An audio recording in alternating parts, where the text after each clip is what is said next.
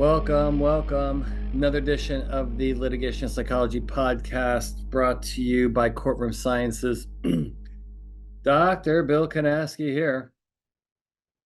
Hey, listen, for all you caffeine freaks like me, I looked this up because I have started drinking Monster energy drink, but the Ultra, it's called Zero Ultra.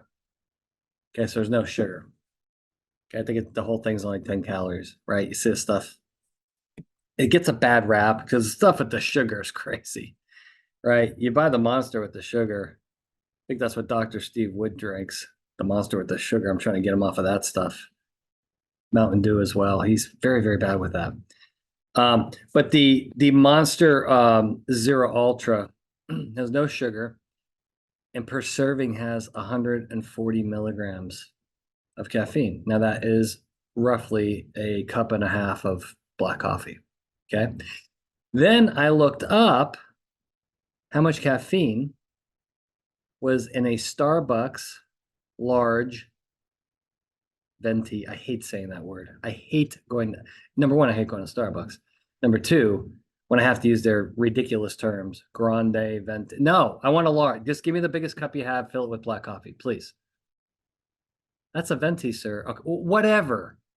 So the venti, otherwise known as the large, 400 milligrams of caffeine. Wow. So before you go start ripping me or your friends on the Monster Ultra here, do the math on that one. That's some crazy caffeine on the venti. Okay, I'm never saying that word again. That's terrible. It's a large. It's an extra large. All right. All right, we have a lot to cover today. This is part two, opening statements. Part one, told you exactly what not to do because it's one of the areas in consulting, in litigation, that I just see butchered by veteran, both plaintiff and defense counsel.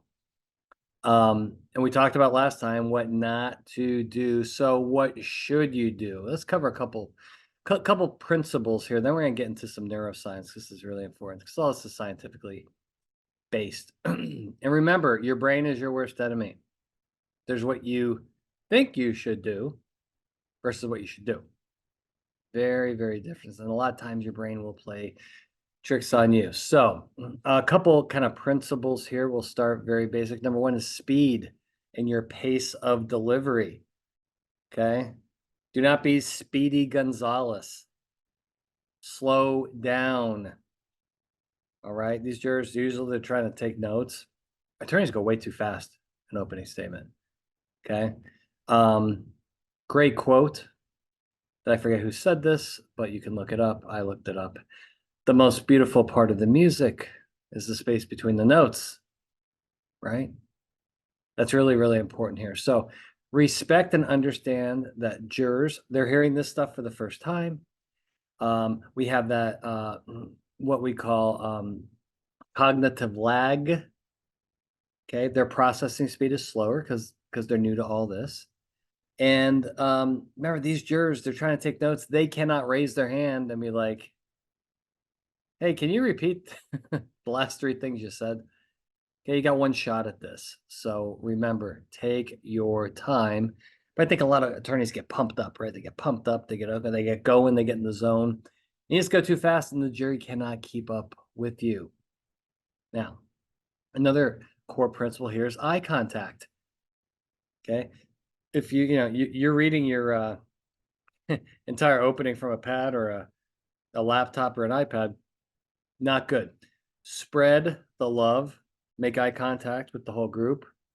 Don't just lock in on one or two people. Eye contact is very, very important. Okay, very, very important to persuasion. Another core principle, repetition, underused, right? How many times did Johnny Cochran say, if it doesn't fit, you must acquit? Now, I said that in the closing, but still, it's the same principle. I think he said it like 14 times. Okay. Repetition works with the human brain. Highly effective learning and memory tool. Repeat your key themes over and over and over again. And very, very, very powerful tool. Don't just go from your script. Know what you want to emphasize, say it, pause, and then say it again. Now we're going to talk about that next. Is pausing, use of silence. It's a fantastic tool to emphasize something. It's a very, very powerful technique to really let something sink in, because you need to say it and then say it again. See what I just did there? You're going to say it and then you're going to say it again. So now we're combining repetition with the pause. Okay. Great use of emphasis there with the pause. Yeah, combine that with repetition. Fantastic public speaking tool if you're on the speaking circuit like me. Okay. So we can combine repetition and silence to really let something sink in. This is great. This is great stuff. I love this talk. I'm looking right from my slides. This is right from my speech.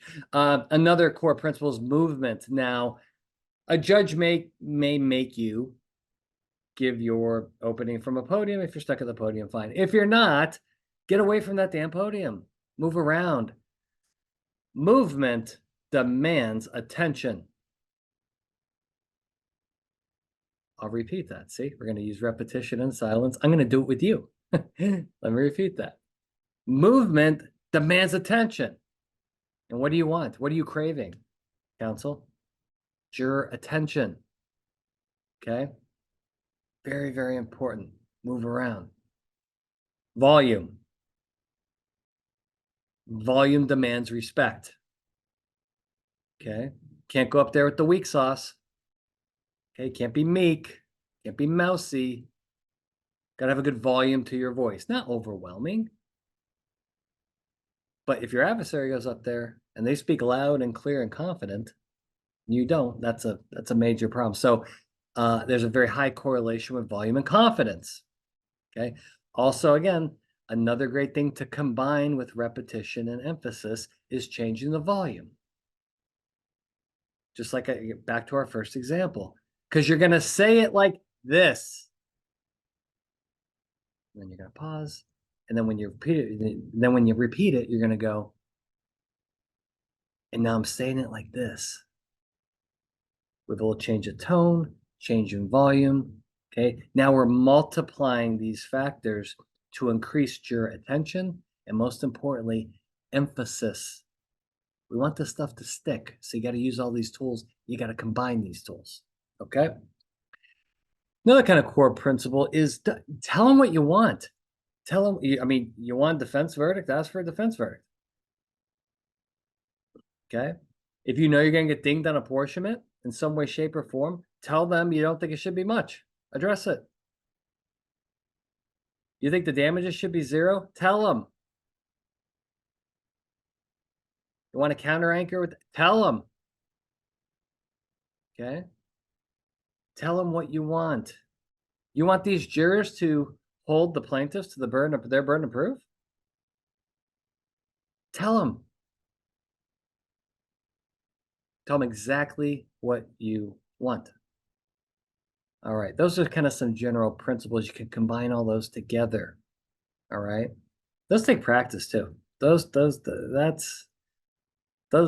take practice. Those are skills. Okay. Those are skills. Now let's get into some neuroscience here. So this really comes down to, okay, so how are we going to construct your opening?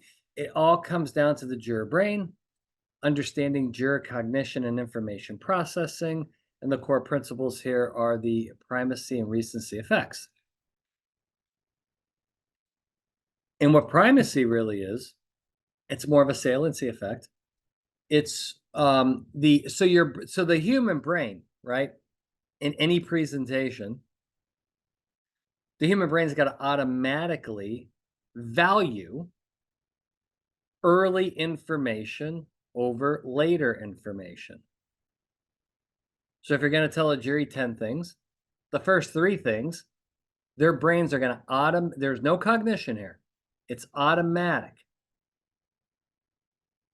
they're automatically going to value those first three things you say over 4 through 10. Okay, so you got to know that. Now, here's the problem. When you tell your story in chronological order, much of your best stuff isn't 1 through 3. It's 6, 7, 8, sometimes 9 and 10. So we have a little bit of a challenge here. We have a barrier. We have to get by that. I'm going to show you how to do that. So the key really here is the ordering of information in your opening. This is where I see a lot of problems. I help a lot of attorneys not construct their opening statement from the ground up, okay, but to take an opening that's already done, send it to me, and I can rearrange the order for you so you get more bang for your buck. All right. Now, the best way to start, okay, so items 1 through 3 are going to get the most, not just the most attention, but the most value by the juror brain. So what do we want to use? We want to use what we call the flash forward technique. This is a cinema technique. Okay, all the big movies do it. All the big movie producers, directors, we've talked about this before in the podcast, is you want to bring the best stuff you got and put it right up front. Never tell a story in chronological order. Ever. Bad. It doesn't work. And good movies don't go in chronological order. You watch Pulp Fiction? Geez, it's all over the place. It's almost too all over the place, right? But yeah, so we're going to talk about what the cognitive lens here is in a second. I'm kind of end with that. But how you start these presentations are very important. Now, the recency effect. So we talk about primacy, right? Early information more valuable. Now, recency means the later information. So let's say in our list of 1 to 10, these are items 8, 9, and 10. Well, the way the human brain processes that is those 1 through 3 items, okay? You get 2 benefits. You get 2 neurocognitive benefits from that. You get value, the brain values it, and there's a memory benefit. Now, on the recency part, items 8, 9, and 10, we don't get any value, but we get memory because it's recent. Okay, so knowing the neuroscience behind this, how should you order your opening statements? Well, I've developed, this is a graph that I'm looking at. It kind of looks like a diamond, right? It starts at a tip, ends at a tip. It's fat in the middle, right? A diamond. And we talk about the order of the length of these opening statements. Do not go over 30 minutes. The plaintiff's bar is really pushing the 15, 20-minute opening, as they should be, because it's more effective. Less is more. Defense counsel really struggles with this concept of less is more. You want to put it all out there. And the problem is the jurors can't follow along with it. It looks perceptually terrible. They don't understand it. Okay.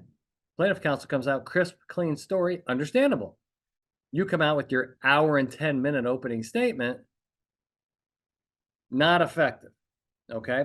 So let's talk about this diamond. So the first thing we need to do in these opening statements is we need to set the cognitive lens. We've talked about this in the podcast before. It's worth repeating. The cognitive lens. What is the cognitive lens? The cognitive lens is the first 1 to 3 minutes of your opening statement. I invented that term, by the way, cognitive lens.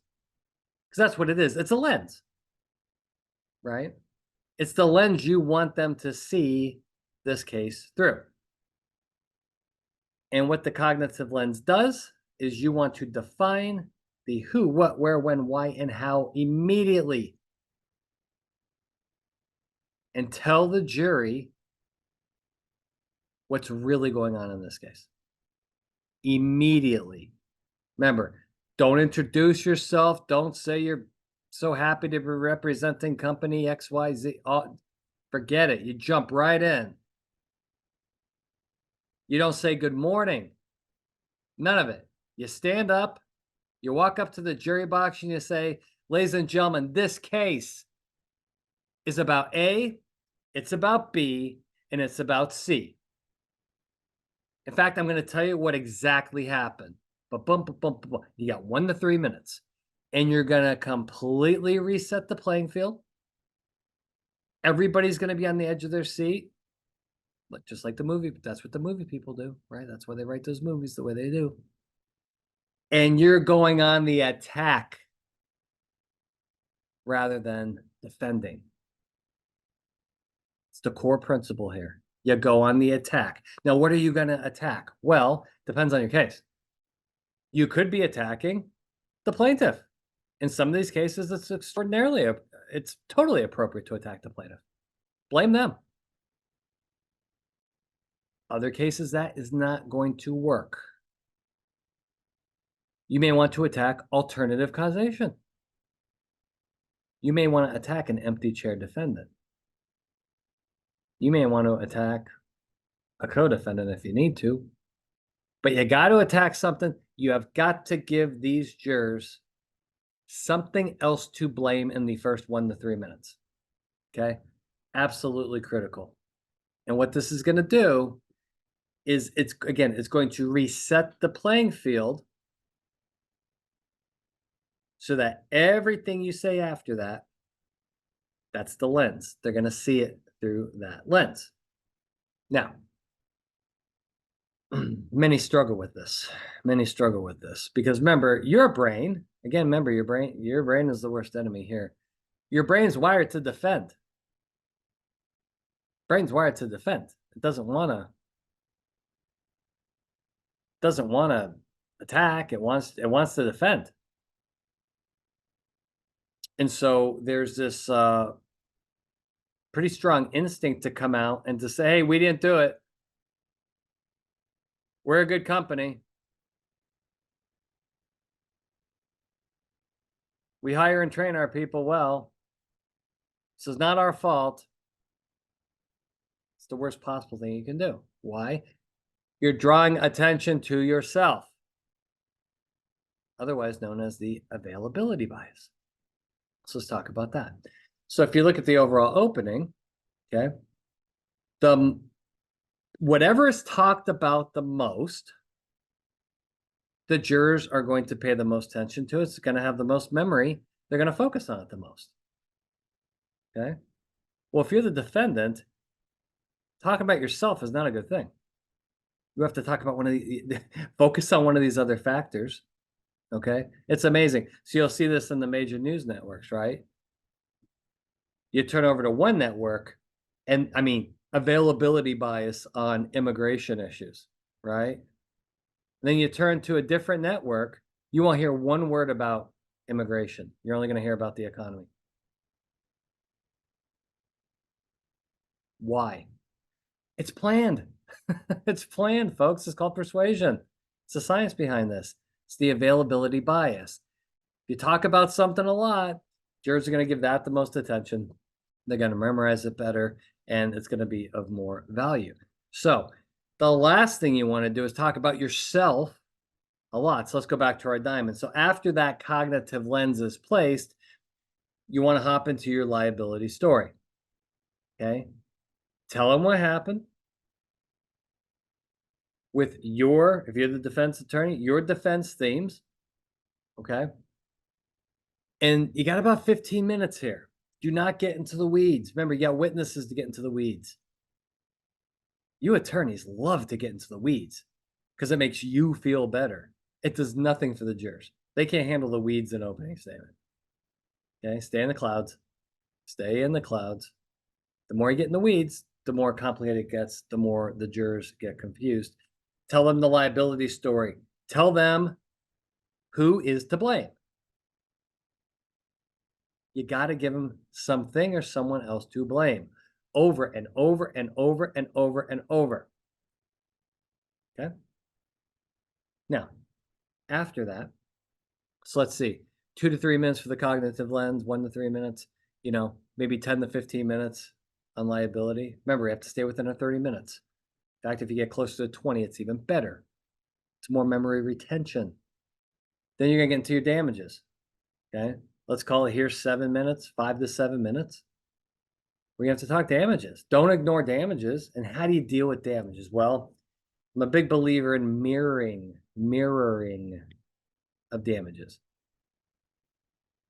If they bring it up, meaning your adversary, plaintiff's counsel, right? Defense counsel. If they bring it up early, you bring it up early. Okay. So if the plaintiff's counsel comes, this happens in California a lot. Plaintiff's counsel will come out and say, ladies and gentlemen of the jury, thank you so much for being here. I'm going to ask you in this case to award a multi-million-dollar verdict. In fact, I'm going to ask you to award $75 million. And I'm going to prove to you throughout this case why my client deserves that.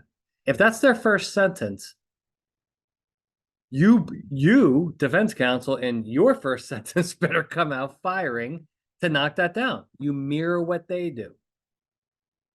Okay. So I'm giving you a general guideline on cognitive lens, liability, damages. But if they jump ahead on damages, you got to jump ahead too. So you may have to reorder some things depending on what your adversary does. If they talk about damages up front and you save it till the end, we don't want that. Mirror what they do. They bring it up late, you bring it up late. Plaintiff's counsel may go through all their liability stuff and end on damages. They often do that. But the clever ones have started bringing it up front. Why? Primacy, right? Remember, they've tested all this. The kings of jury research are plaintiff attorneys. That's what they do. They have figured out what they're more successful when they bring it up right off the bat. Why? They did their homework. They did the research. I fully agree with them. So watch what they do. They bring it up early, you bring it up early. They bring it up late, you bring it up late. Okay? Mirror what they do. Now, anchoring damages. If they throw a number out there, in most cases, remember, not all. I'd say most cases, it's a really good idea to put out a counter anchor. It's how you describe it. Okay? You can't just say, well, yeah, plaintiff attorney asked for $75 million. We think that's crazy. We think that's absurd. And move on. No, you have to say, we think this case maximum would be, $5 million, give or take, or give a range, $3 to $6 million. Here's the key. However, in no way, shape, or form are we admitting liability.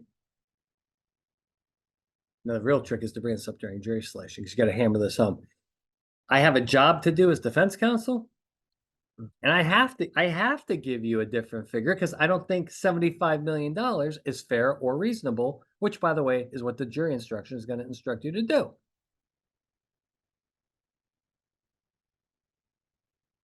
We think a fair and reasonable number would be 3 to 6 million. However, we don't think you're ever going to get there, because I think you're checking no on those first two boxes. And I'm going to show you why. Okay. You've got to lay it out like that and repeat that over and over, because if you don't, they get confused. Well, why is it giving me a number? It's kind of admitting guilt, isn't it? We hear this from mock jurors all the times, because the defense counsel doesn't state why they're giving a number. It's not just so counter anchoring. It's about why you're giving the number. Now, what number should you give? You better do some mock jury research on that. I do a lot of that. Did a focus group yesterday, and our counter anchor actually worked pretty well. Nobody was offended. Nobody was offended at all. A couple people wanted a little bit higher, but we tested it. I've done other mock trials where we put out a counter anchor, and boy, did they get pissed. Oh, they got pissed. You lowballing cheapskates. That's what they called us. So we won too low. Well, now we didn't know what to put out there. It's like $1 million. Oh, they flipped out. We repeated the study, bumped it up to $3 million. Everybody was pretty cool with that. Okay. You got to test this stuff. Otherwise, you're just guessing. Do you really want to guess with your client's money? Or do you want to test? Test is better than guess. Test is much better than guess. Okay. So, very important. If you're going to counter, you got to do it the right way. You got to explain it the right way. Again, bring it up in jury selection. Tip them off that that's what you're going to do, so no one's going to misread this. Every defense attorney, if I give a number, they're going to think we're admitting liability. Well, yeah, of course they are. Yes, they are. If you just give a number, you're goddamn right they are. Because you didn't explain why you're doing it. Stop blaming the jury, folks. Stop blaming the jury. You're watching football or basketball, stop blaming the refs. Remember, there's only one time you're allowed to do that. Duke basketball. If it's a Duke basketball game, blame the refs all you want. Because you're probably right. I think Kansas is getting in there too. Yeah. Anyway, so that's damages. Okay. So now we've covered. Okay. So here's the order of your opening, assuming roughly a 30-minute opening, right? Got cognitive lens. Okay. 1 to 3 minutes, followed by liability story, 10 to 15 minutes, followed by damages story, 5 to 7 minutes, right? Now, let's say roughly about 5 minutes left, 5 to 7 minutes. Now remember, now we're on recency. So like the last thing that you say. Now remember, this has a great memory component, but doesn't have a lot of value. So what should you conclude? What should you end your opening with? A rewording, a rephrasing of the original cognitive lens. Remind them the who, what, where, when, why, and how. Remind them who's really to blame here. Okay. So the last thing coming out of your mouth is the most powerful thing you've said, and now you've said it twice. Okay. Wow, that was a lot. It's kind of flying through these slides. Now, plaintiff's counsel, what we've seen, particularly from the edge, formerly known as reptile people, they want no sympathy. They're not going to ask for sympathy. Their system's very, very straightforward. They want to have a simple opening. They want to avoid sympathy. This is all from their training materials, by the way, and their podcast. They just openly brag about this stuff. They want to fully focus on rules and standards of the defendant. They don't want to talk about their client. They'll talk about them a little bit, but not much. 80-20 rule. 80% of their focus is going to be on the defendant. 20% on themselves. 80-20 rule. That's their availability bias breakdown, 80-20. Now, I'm going to say this again and again and again, because you're not listening. No one's listening. I feel like I'm talking to my teenage kids. It's like you're not listening. Okay. The plaintiff attorneys, whether they went to reptile training, edge, Trojan horse, whatever, none of them are trying to scare the jurors, and none of them are trying to make the jury angry. Let me repeat that. None of them are trying to scare the jurors. They're not using fear tactics. Well, they're trying to activate the survival system in the brain because that's what the reptile brain. No. God, it's so painful to hear. I mean, this all started in 2009. It's 2024. And I'm reading articles and watching CLEs of attorneys and claims people just butchering reptile. Still don't get it. They're not trying to scare anybody. It's the last thing they want to do. They're trying to empower people. They want eager, motivated, positive jurors. Let me repeat that. They want eager, motivated, powerful. They want jurors to do empowered. Second thing. Okay, so let's go back to. Okay, they're not trying to scare and use fear. Second thing is they're not trying. Remember, they don't want anger. Everybody there's a major assumption there. By the time you hear this, Dr. Wood and I will have presented the anger data That's not what's driving these crazy verdicts, folks. There's a mild correlation between juror anger ratings in our data and damages. It's a positive correlation, but it's mild. There's a lot of other things going on here. Okay. Listening to a podcast recently, a plaintiff attorney's on there, and he's kind of laughing. He's like, I don't want angry jurors. Because an angry juror can be angry at me. They can be angry at my client. Remember, anger, that door swings both ways, folks. They actually want strong jurors. They want positive jurors. They want eager, motivated jurors. They want angry jurors. But everybody in the defense bar with no psychology training and haven't even looked at any of the reptile stuff has concluded, nope, this is all about anger. Nope, nope, no. I knew that a long time ago, but no one's listening. Okay. No one's listening. Stop blaming the jurors. The jurors aren't getting angry. I've seen jurors just very cool, calculated, and very positive and motivated award crazy, crazy damages in our mock trial studies. Rarely are they angry. Rarely are they angry.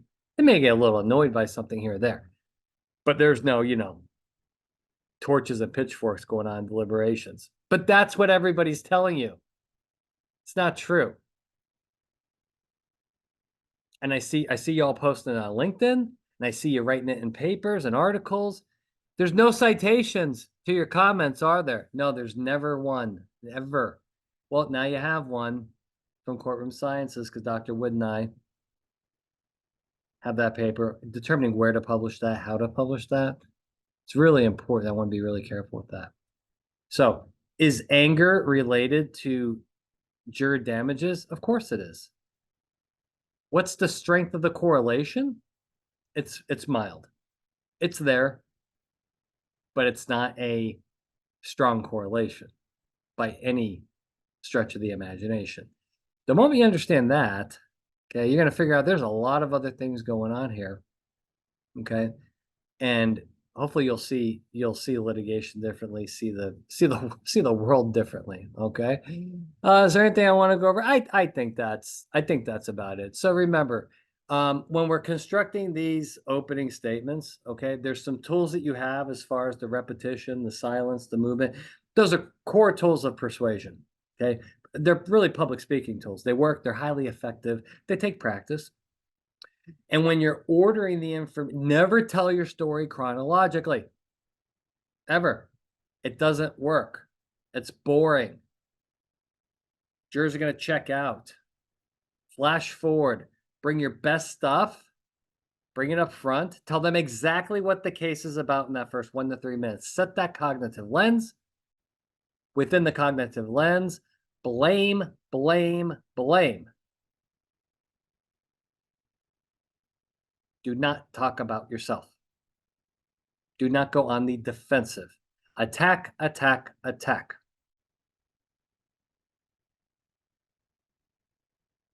And I'm going to conclude with this. The ultimate problem here, defense attorneys are uncomfortable with that.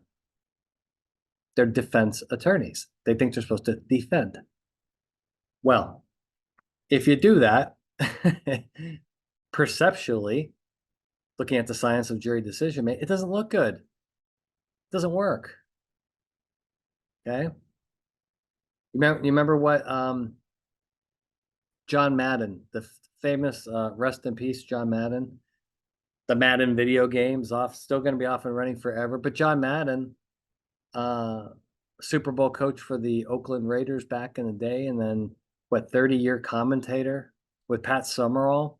You remember what he said about the prevent defense in football? It prevents you from winning. He says a lot of teams lose games because they get too defensive. They stop blitzing. Remember, if you're on defense, you can blitz. Okay? In football, that's an attack. Just because you're on defense doesn't mean you need to be defensive. If you're on defense in basketball, you can full court press. You can half court press, you can half court trap, you can full court trap. I'm turning the Dean Smith there. Okay.